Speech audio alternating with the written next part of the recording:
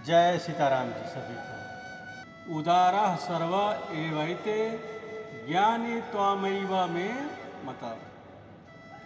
ये सभी भक्त उदार हैं, परंतु ज्ञानी तो मेरा आत्मा ही है, मेरा स्वरूप ही है।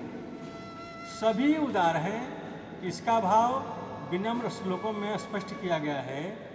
चतुर्विद्या भजन्ते माम जना सकृतिनोऽर्जुना आर्तो जिज्ञासुरर्थार्थी ज्ञानी च भरतवर्षभ। हे भरतवंशियों में श्रेष्ठ अर्जुन, चार प्रकार के सुकृति अर्थात उत्तम कर्म करने वाले मेरे भक्त मुझे भजते हैं। आर्त, जिज्ञासु, अर्थार्थी और ज्ञानी, ये चारों में अर्थात की कामना वाले यानी स्त्री, पुत्र, धन, रुपये, शरीर, ऐश्वर्य, राज्य, इनकी जो हृदय में कामना रहते हैं वे अर्थार्थी हैं। सारे पदार्थ भी अर्थ है, उनकी कामना करने वाला यथार्थी है। अर्थार्थी से श्रेष्ठ है आर्त। अर्थ क्या है? द्रौपदी जिसे काम करने के समय में तो कामना न हो, यानी काम करते समय कोई इच्छा न हो, पर संकट आपत्ति जब आ जाए तो अब समय अपनी मांग पेश कर दे, यह आर्त है। समय अपनी मांग को, जैसे द्रौपदी ने समय पर भगवान को पुकारा, जब समय पर भगवान को पुकारा तो ये इसको आर्त कहते हैं। और भारी संसारिक आपत्ति प्राप्त हो जाए तो भी उसके लिए भगवान से प्रार्थना न करे, एकमात्र भगवान को जानने की और उनकी शीघ्र प्राप्ति इच्छा करे, जिसे एक ही जिज्ञासा रहे कि परमात्मा की प्राप्ति जल्दी कैसे हो। अपनी आत्मा के उद्धार के अर्थात भगवान के दर्शन की ही जिन्हें जिज्ञासा है, ऐसे पुरुषों में न तो संसार की कामना रहती है और न संसार निवृत्ति की याचना, चाहे कितनी भी संकट आए। किंतु आत्म विषय की, परमात्मा विषय की जिज्ञासा है कि परमात्मा क्या चीज़ है, जिसकी प्राप्ति कैसे हो। और चौथा है निष्कामी ज्ञानी, जिससे कोई भी कामना नहीं, मुक्ति की भी कामना नहीं, कोई भी कामना नहीं करूँगा तो भी भगवान प्राप्ति हो जाएगी। यह भी कामना नहीं है, नहीं करूँगा तो भी मेरी आत्मा का उद्धार हो जाएगा। कामना नहीं करता, तात्पर्य है कि निष्कामी ज्ञानी कोई भी कामना नहीं करता। ऐसे बात या तो सिद्ध पुरुषों में होती है या सिद्ध होने के लायक पुरुषों में होती है।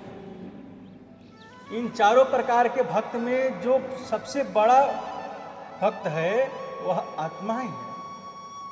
उदारः सर्व एवैते ज्ञानी त्वामैव में मतः।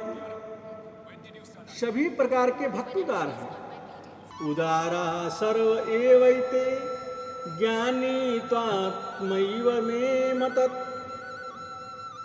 सभी प्रकार के भक्त उदार हैं, किंतु ज्ञानी तो मेरा आत्मा ही है। 18वें और 19वें श्लोक में उनकी श्रेष्ठता दिखाई था, उनके पहले 17वें में भी दिखलाई। तेषां ज्ञानी नित्ययुक्त एक भक्तिर् विशिष्यते प्रियो हि ज्ञानिनो त्यर्थ महं स च मम प्रियः। इस चारों प्रकार के अर्थार्थी, आर्त, जिज्ञासु और ज्ञानी भक्तों में मुझ परम महात्मा में भक्ति करने वाला जो मेरा अनन्य प्रेमी ज्ञानी भक्त है वह श्रेष्ठ है। ज्ञानी को मैं अतिशय प्यारा हूँ।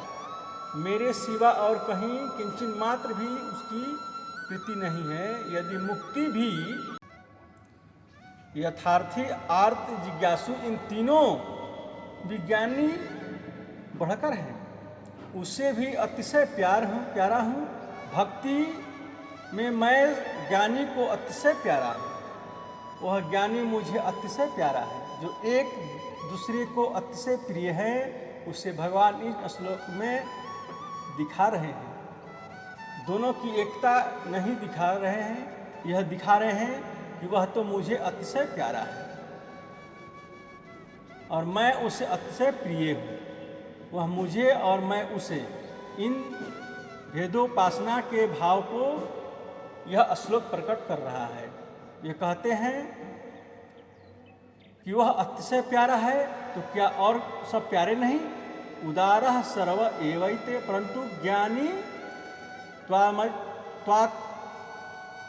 मे मतम। ज्ञानी तो मेरा आत्मा ही है, मेरा स्वरूप ही है। इस आधे श्लोक में यह बात कही कि चारों भक्त ही उदार हैं, किंतु उनमें ज्ञानी मेरा आत्मा ही है। उदार सभी हैं, यानी श्रेष्ठ सभी हैं, सभी मेरे प्यारे हैं और सबको मैं प्यारा हूँ। इनकी श्रेष्ठता के साथ साथ उदारता का भाव है। वे उदार चित्त वाले हैं, जैसे किसी मनुष्य का चित्त उदार हो और स्वतः अपना शरीर, समय, अधिकार, वस्तु आदि दूसरे के प्राप्ति अर्पण करने में वह बड़ा उदार है। ऐसे वे सब उदार चित्त वाले अपने सत्य को मेरे प्रति समर्पण कर रहे हैं, क्योंकि प्रथम वे सदा विश्वास आपके मुझे भजते हैं, परंतु मैं तो उन्हें पीछे याद करता है। सामान्यतः भगवान प्रेम तो सब जगह है। श्री राम जी कहते हैं कि हनुमान जी मुझे सब कोई समदर्शी कहते हैं, परंतु अनन्य गतिवान सेवक मुझे अतिशय प्रिय है। समदर्शी मोहि कह सब को, असेवक प्रिय अनन्य गति सो। भगवान श्री कृष्ण जी कहते हैं, समोहम सर्वभूतेषु न मे द्वेष्योस्ति न प्रिया, ये भजन्ति तु मां भक्त्या मयि ते तेषु चाप्यहम्। संपूर्ण भूतों में मैं सम हूँ, मेरा न कोई अप्रिय है न प्रिय है, किंतु जो मुझे भक्ति से, प्रेम से भजते हैं, वे मेरे में और मैं उनके हृदय में प्रत्यक्ष रूप से प्रकट हो जाता है। दोनों पंक्ति में अहम यह एक वचन का प्रयोग हुआ और भक्तों के साथ बहुवचन का प्रयोग हुआ है, क्योंकि भक्त बहुत से हो सकते हैं, परंतु भगवान तो एक ही है। तुम्होंने मेरे ऊपर विश्वास और भरोसा करके यह उदारता की है। यदि मैं इन प्रकार पहले करता तो मैं उधार कहलाता, किंतु उन्होंने मुझ पर पहले की और मैं तो बाद में करता हूँ तथा उनके अनुसार करता हूँ, अधिक तो नहीं करता, क्योंकि मुझे उदारता कहाँ है। उदारता तो उन्हीं में है, वे सभी मुझ में श्रेष्ठ है। उदार है, मैं हूँ उदारता देने वाला और वे हैं उदारता करने वाले। भगवान का कितना ऊंचा भाव है, किस भाव से अपने भक्तों से ये देखते हैं। और यह ख्याल करने की बात है, जब एक यथार्थी के लिए भगवान का यह भाव है, एक आर्त भक्त के लिए यह भाव है, एक जिज्ञासु के लिए यह भाव है, फिर ज्ञानी की तो बात ही क्या है। द्रौपदी संकट निवारण के लिए आतुर होकर भगवान को पुकार रही है और भगवान उसी समय आ जाते हैं। दुर्वासा के कारण द्रौपदी पुकार रही है और भगवान उसी समय वहाँ प्रकट हो जाते हैं। जैसे वहाँ बैठे ही थे, यह देखकर हम लोगों को यह विचार करना चाहिए कि निष्काम भाव से भगवान मिलते हैं। निष्कामी के लिए तो करना ही क्या है, जब प्रेमी की मात्रा अधिक हो, सकाम भाव से भी भगवान मिल जाते हैं। जैसे द्रौपदी की आर्त हो रही थी, कामना तो वही थी। दुर्वासा के क्रोध है कि अग्नि में हमारा कुटुंब बचे, उसमें कुटुंब बचने का कामना है और ध्रुव को राज्य की चाह थी। उन पर कोई ऐसा संकट आकर नहीं पड़ा था, उन्हें कोई घर से निकाल रहा था, कोई जला रहा था, कोई नष्ट कर रहा था, उनका अपमान हो रहा था। दम भगवान के परायण ही हो गए और ऐसे परायण हुए कि भारी से भारी आपत्ति की भी परवाह नहीं की। ऐसी परिस्थिति में भगवान को बाध्य होकर उनके पास आना पड़ा। भगवान तो हर बातों को जानते ही हैं। वे जानते हैं कि ध्रुव अपने राज्य की कामना से बुलाता है। ध्रुव के तीव्र प्रेम भजन और ध्यान होने से भगवान वहाँ आए और बोले, भाई तुम्हारा जो इच्छा हो वह मांगो। ध्रुव ने कहा, भगवान मैंने पहले कामना को लेकर भक्ति की थी, किंतु अब हमारा दर्शन हो गया, मुझ में अब कोई इच्छा नहीं है। भगवान ने कहा कि तुम्हारी पहले जो इच्छा थी उसकी पूर्ति तो मैं करूँगा ही, अन्यथा सकाम भाव से मुझे भजने वाला समझेंगे कि भगवान के दर्शन करने के बाद कामना नष्ट हो जाती है। कामना की पूर्ति तो होगी नहीं, इसलिए सकामी मुझे नहीं भजेंगे। सकामी भक्त को भी कामना रखना है, इसलिए यह सब तो तुम्हें मिलेगा ही, केवल यहाँ का ही नहीं। तेरी तो कामना थी कि यहाँ की राज्य की, किंतु तेरे लिए ध्रुवपद है, जिसकी सारा तारा मंडल परिक्रमा करता है, वह ध्रुव लोक है। जब तक ब्रह्मा जी की दिन अथवा उनकी आयु है तब तक कायम रहता है, वहाँ तुम अस्थायी रूप से रहोगे।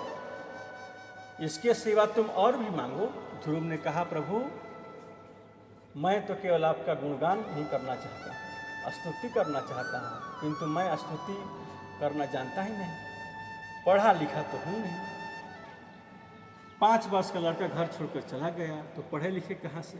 भगवान ने अपना शंख उसके कपोल से छुआ दिया और उन्हें सब शास्त्रों का ज्ञान हो गया। वे अपने आप ही स्तुति करने लगे। भगवान ने उनको भक्ति भी दी और जो इच्छा थी वह सब चीज़ दी। राज विधि सकाम भाव से जो भगवान को भजता है उसके साथ भगवान कितना प्रेम करते हैं, कितनी उदारता करते हैं। इस प्रकार से जो श्रेष्ठ पुरुष होते हैं उनकी भी यही बात है। भगवान उनका इतना देकर भी मन में संकोच करते हैं कि मैंने इसे कुछ भी नहीं दिया।